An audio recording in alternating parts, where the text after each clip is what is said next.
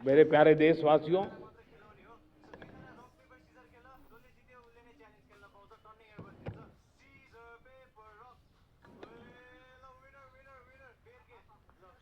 मुझे बहुत लंबे समय से सरकार में काम करने का अवसर मिला। मैंने कई सारे उतार चढ़ाव देखे हैं। सरकारों की मुसीबतों से भी मैं परिचित हूं, व्यवस्थाओं की मर्यादाओं से भी परिचित हूं, लेकिन उसके बावजूद भी हमारी जिम्मेवारी है कि हम किसी की लकीर को छोटी करने में अपनी ताकत बर्बाद न करें। मैं बड़े अनुभव से कहता हूं, किसी दूसरे की लकीर छोटी करने के लिए अपनी ऊर्जा हमें नहीं खपानी है। हमें पूरी ऊर्जा के साथ हमारी लकीर को लंबा करना है।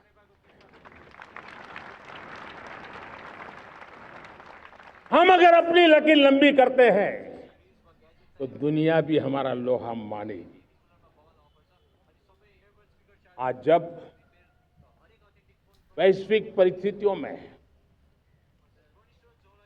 आर्थिक स्वार्थ दिनों दिन बढ़ रहा है, तब समय की मांग है कि हम उन संकटों के रोते बैठने की जरूरत नहीं है। हिम्मत के साथ हम अपनी लकीर को लंबी करें। और मैं 25 साल के शासन के अनुभव से कह सकता हूं, अगर ये रास्ता हमने चुन लिया, हर किसी ने चुन लिया, तो फिर कोई स्वार्थ हमें अपनी चंगुल में नहीं फंसा सकता है। मेरे प्यारे देशवासियों, बीता दशक रिफॉर्म, परफॉर्म, ट्रांसफॉर्म कर रहा है, लेकिन अब हमें और नई ताकत से जुड़ना है। पिछले दिनों हमने कई रिफॉर्म्स किए। एफडीआई हो, इंश्योरेंस कंपनी की बात हो, विश्व की यूनिवर्सिटीज को भारत के अंदर स्थान देने की बात हो, कई रिफॉर्म्स किए हैं। 40,000 से ज्यादा अनावश्यक कंप्लायंसेस को हमने खत्म किया है। इतना ही नहीं, 1500 से अधिक पुराने कानून जो बाबा आदम के जमाने के थे, उन सबको हमने खत्म कर दिया है। हमने दर्जनों कानूनों को सरल करने के लिए संसद में जाकर के जनता के हितों को सर्वोपरि रख करके बदलाव किए हैं। इस बार भी हो हल्ला के बीच लोगों तक बात पहुंची नहीं होगी, लेकिन एक बहुत बड़ा रिफॉर्म इनकम टैक्स एक्ट में हुआ है। करीब 280 से ज्यादा धाराएं हमने समाप्त करने का निर्णय किया है। और साथियों, सिर्फ आर्थिक मोर्चे पर ही रिफॉर्म नहीं, हमने नागरिक के जीवन को भी आसान बनाने के लिए रिफॉर्म किए। इनकम टैक्स रिफंड की बात हो, रिफॉर्म का परिणाम है। फेसलेस असेसमेंट की बात हो, रिफॉर्म का परिणाम है। 12 लाख तक आज इनकम टैक्स से मुक्ति दे देना, देश का जो भविष्य बनाने में उत्सुक है ऐसा मेरा मध्यम वर्ग का परिवार आज खुला नहीं समा रहा है। कभी किसी ने सोचा नहीं था कि 12 लाख रुपए तक का इनकम टैक्स पर जीरो कर दिया जाएगा। आज कर लिया है। जब देश का सामर्थ्य बढ़ता है तो देशवासियों को लाभ मिलता है। अंग्रेजों के जमाने से दंड संहिता में हम दबे पड़े थे। दंड का भय दिखा करके जीवन चल रहा था। 75 साल आजादी के ऐसे ही गए। हमने दंड संहिता को खत्म कर दिया, न्याय संहिता को ले आए हैं। न्याय संहिता में भारत के नागरिक के प्रति विश्वास का भाव है। भारत के नागरिक के अंदर अपनेपन का भाव है, संवेदनशीलताओं से भरा हुआ है। हमने रिफॉर्म की यात्रा को तेज करने के लिए बीड़ा उठाया। हम बहुत तेजी से आगे बढ़ना चाहते हैं। मैं चाहता हूं देशवासियों, देश के लिए कर रहा हूं, मैं मेरे लिए नहीं कर रहा हूं, किसी का बुरा करने के लिए नहीं कर रहा हूं। मेरे राजनीतिक दल, मेरे प्रतिस्पर्धी साथी भी देश की इस उज्जवल भविष्य के लिए आगे आए, हमारा साथ दें। स्ट्रक्चरल रिफॉर्म्स की बात हो, रेगुलेटरी रिफॉर्म्स की बात हो, पॉलिसी रिफॉर्म की चर्चा हो, प्रोसेस रिफॉर्म की चर्चा हो, प्रोसीड्यूरल रिफॉर्म्स करने की जरूरत हो, हर प्रकार के रिफॉर्म्स ये आज हमने मकसद बना करके चले हैं। और मेरे प्यारे देशवासियों, नेक्स्ट जनरेशन रिफॉर्म्स के लिए हमें एक टास्क फोर्स गठित करने का निर्णय किया है।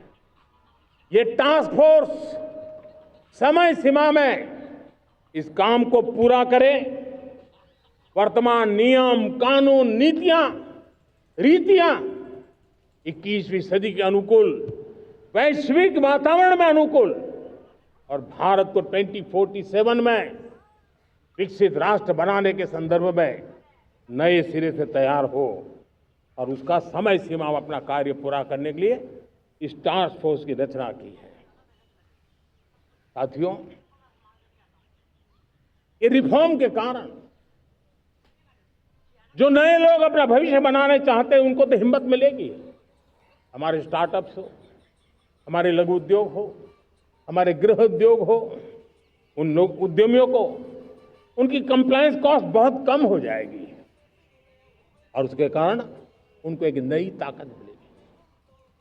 जो एक्सपोर्ट की दुनिया में उनको लॉजिस्टिक सपोर्ट के कारण, व्यवस्थाओं में बदलाव के कारण उनको एक बहुत बड़ी ताकत मिलेगी। साथियों, ऐसे ऐसे कानून है हमारे देश में, छोटी छोटी चीजों के लिए जेल में डालने के कानून है। आप हैरान हो जाएंगे, किसी ने नजर नहीं डाली। मैं पीछे लगा हूं, ये मेरे देश के नागरिकों को जेल में बंद करने वाले जो अनावश्यक कानून है वो खत्म होने चाहिए। हम संसद में पहले भी बिल लाए थे, इस बार भी लेके आए हैं।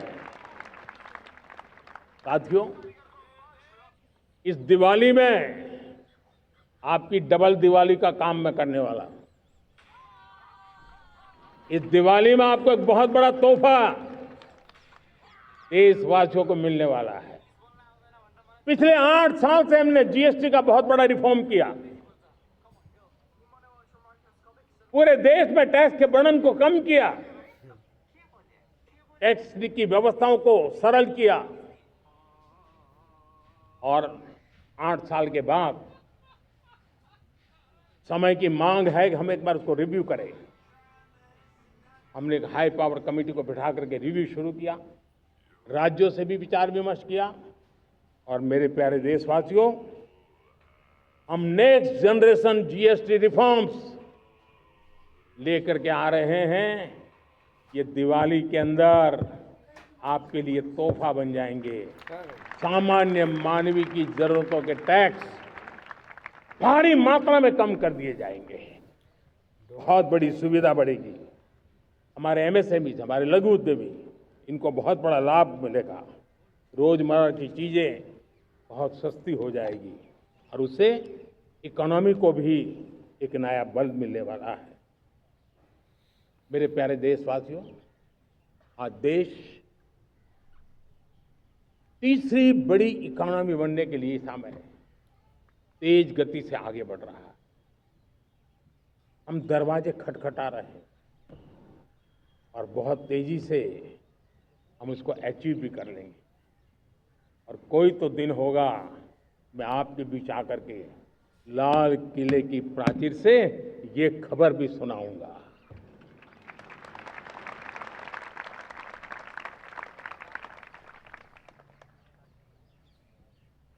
आज भारत की अर्थव्यवस्था और आर्थिक स्थिति को लेकर पूरी दुनिया आश्वस्त है। इतनी अस्थिरता के बीच आशा की किरण बना हुआ है भारत का फाइनेंशियल डिसिप्लिन, भारत की फाइनेंस की ऊर्जा। संकट के घेरे में जब अर्थव्यवस्था पड़ी हुई है, तब भारत ही उसे बाहर निकलेगा, ये भरोसा दुनिया में पनपा है। आज इन्फ्लेशन कंट्रोल में है, फॉरेन एक्सचेंज रिजर्व हमारे बहुत मजबूत है, हमारे मैक्रो इकोनॉमिक इंडिकेटर्स बहुत मजबूत है। ग्लोबल रेटिंग एजेंसी भी लगातार भारत की सराहना करती हैं, भारत की अर्थव्यवस्था पर ज्यादा से ज्यादा विश्वास व्यक्त कर रही है। ये बढ़ती हुई अर्थव्यवस्था का लाभ मेरे देश के गरीबों को मिले, मेरे देश के किसानों को मिले, मेरे देश की नारी शक्ति को मिले, मेरे देश के मध्यम वर्ग को मिले, मेरे देश की विकास धारा को ताकत देने वाला बने। उस दिशा में हम नए नए प्रयास करें। आज युवाओं के लिए नए नए सेक्टर्स में हमारे नौजवानों के लिए अवसर बन रहे हैं। स्किल डेवलपमेंट, स्वरोजगार, बड़ी बड़ी कंपनियों में इंटर्नशिप, इस पर एक बहुत बड़े स्तर पर अभियान चल रहा है। और इसलिए देश के नौजवानों, आज मैं आपके लिए भी एक खुश खबर लेकर के आया, मेरे देश के नौजवानों के लिए आया। आज 15 अगस्त है। आज 15 अगस्त के ही दिन मेरे देश के युवाओं के लिए 1 लाख करोड़ रुपए की योजना हम चालू कर रहे हैं, लागू कर रहे हैं। आज से प्रधानमंत्री विकसित भारत रोजगार योजना आज ही 15 अगस्त को लागू हो रही है। ये आपके लिए बहुत खुशखबरी है। इस योजना के तहत निजी क्षेत्र में पहली नौकरी पाने वाले नौजवान को, बेटे बेटी को 15,000 रुपया सरकार की तरफ से दिए जाएंगे। कंपनियों को भी नए रोजगार देने के अवसर जो भी ज्यादा जुटाएगा, उनको भी प्रोत्साहन राशि दी जाएगी। प्रधानमंत्री विकसित भारत रोजगार योजना करीब करीब 3.5 करोड़ नौजवानों को रोजगार के नए अवसर बनाएगी। मैं सभी नौजवानों को इसके लिए बहुत बहुत बधाई देता हूं। मेरे प्यारे देशवासियों, आज भारत में नारी शक्ति का लोहा हर कोई मानने लगा।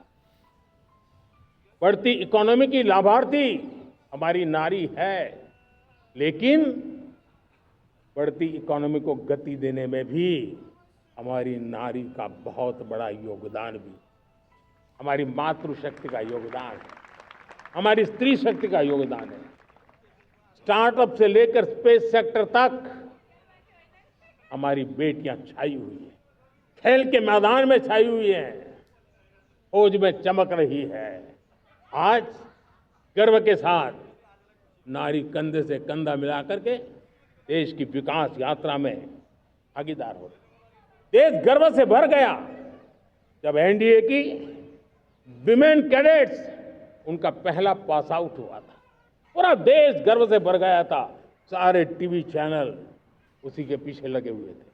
कितने बड़े गौरव की पल थे। Self help group, 10 crore self help group की बहनें क्या कमाल कर रही है। नमो ड्रोन दीदी नारी शक्ति की एक नई पहचान बनी। गांव में मुझे एक बहन मिली, वो कहती मुझे अब तो गांव वाले पायलट कह करके बुलाते हैं। बड़े गर्व से कह रहे हैं। ज्यादा पढ़ी लिखी नहीं थी, लेकिन उसका रतबा पैदा हुआ है। साथियों, हमने 3 करोड़ महिलाओं को लखपति दीदी बनाने का संकल्प लिया था। 3 करोड़। और मुझे आज संतोष है कि हम तेज गति से काम कर रहे हैं। समय से पहले 3 करोड़ का लक्ष्य पार कर लेंगे। और आज मैं खुशी से देश को बताना चाहता हूं कि मेरे नारी शक्ति का सामर्थ्य देखिए। देखते ही देखते 2 करोड़ महिलाएं लखपति दीदी बन चुकी है। आज कुछ लखपति दीदी हमारे सामने बैठी है। ये है मेरे सामर्थ्य और मेरा विश्वास है दोस्तों, भारत की विकास यात्रा में उनकी भागीदारी बढ़ने वाली। मेरे प्यारे देशवासियों, मेरे देश के किसानों का भारत की अर्थव्यवस्था में बहुत बड़ा योगदान है। भारत के किसानों की मेहनत रंग ला रही है। पिछले साल अनाज के उत्पादन में मेरे देश के किसानों ने के पुराने सारे विक्रम तोड़ दिए हैं। ये सामर्थ्य है मेरे देश का। इतनी ही जमीन, लेकिन व्यवस्थाएं बदली, पानी पहुंचने लगा, अच्छे सीड्स मिलने लगे, किसानों को अच्छी सुविधाएं मिलने लगी, तो वो अपना सामर्थ्य देश के लिए बढ़ा रहा है। आज भारत दूध, दाल, जूट जैसे उत्पादन में नंबर 1 है दुनिया में। आज दुनिया का दूसरा सबसे बड़ा फिश प्रोड्यूसर, मेरे मछुआरा भाई बहनों की ताकत देखिए। इस प्रोड्यूसर में दुनिया में हम दूसरे नंबर पर पहुंच चुके हैं। आज भारत चावल, गेहूं, फल और सब्जी के उत्पादन में भी दुनिया में दूसरे नंबर पर पहुंच चुका है। साथियों, आपको खुशी होगी, मेरे देश के किसान जो पैदावार देते हैं, आज वो उत्पादन दुनिया के बाजार में पहुंच रहा है। 4 लाख करोड़ रुपया एग्रो प्रोडक्ट का एक्सपोर्ट हुआ है। ये मेरे देश के किसानों ने हमें ताकत दिखाई है। हम छोटे किसान हो, पशुपालक हो, मछुआरे हो, देश के विकास की अनेक योजनाओं का लाभ आज हम उन तक पहुंचा रहे हैं। पीएम किसान सम्मान निधि हो, रेन वाटर हार्वेस्टिंग हो, सिंचाई की योजनाएं हो, क्वालिटी सीड्स हो, फर्टिलाइजर की आवश्यकता हो, हर क्षेत्र में आज और किसान को एक भरोसा हो गया है फसल बीमा का। वो साहसिक बना रहा, उसका परिणाम भी देश को मिल रहा है। जो पहले कल्पना की बात थी आज हकीकत बन गई है। देशवासियों, हमारे देश के पशुधन को बचाने में हमें कोविड की वैक्सीन मुफ्त में मिली, वो तो याद है, लेकिन हम पशुधन के लिए भी अब तक 125 डोज मुफ्त में पशुओं को लगा चुके हैं। फूट एंड माउथ डिसीज से मुक्ति पाने के लिए, जो हमारा यहाँ उत्तर भारत में उसे खुरपका मुंहपका बीमारी कहते हैं, उसे बचाने के लिए 125 करोड़ डोज हम लगा चुके हैं और मुफ्त में लगा चुके हैं। हम खेती के मामले में देश के वो जिले जहां के किसान औरों से पीछे रह गए, किसी न किसी कारण से 100 जिले ऐसे हैं जहां अपेक्षाकृत कम खेती है, और इसलिए हमने 100 जिले आइडेंटिफाई किए हैं पूरे देश में से, और वहां के किसानों को एम्पावर करना, किसानों को शक्ति देना, किसानों को मदद करने का एक अभियान चलाया है। और इसके लिए पीएम धन धान्य कृषि योजना का आरंभ किया है। पीएम धन धान्य कृषि योजना वो देश के 100 जिले जहां थोड़ी सी भी मदद कर देंगे तो वहां का किसान भी भारत के अन्य किसानों की बराबरी कर देगा।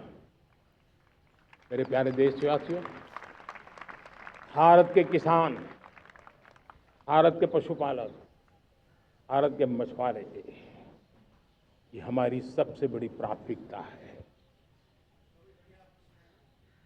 भारत के किसान, भारत के मछुआरे, भारत के पशुपालक, उनसे जुड़ी किसी भी अहितकारी नीति के आगे मोदी दीवार बन के खड़ा है।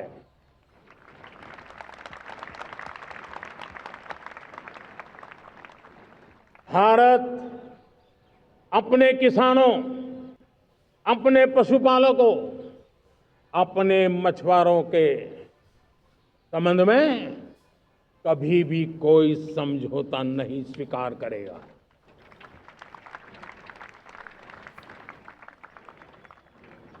प्यारे देशवासियों, गरीबी क्या होती है मुझे किताबों में पढ़ना नहीं पड़ा है, मैं जानता हूं। सरकार में भी रहा हूं और इसलिए मेरी कोशिश रही है कि सरकार फाइलों में नहीं होनी चाहिए। सरकार देश के नागरिकों की लाइफ में होनी चाहिए। दलित हो, पीड़ित हो, शोषित हो, वंचित हो, उनके लिए सकारात्मक रूप से सरकारें प्रोएक्टिव हो, सरकारें प्रो पीपल हो, उस दिशा में हम निरंतर प्रयास कर रहे हैं।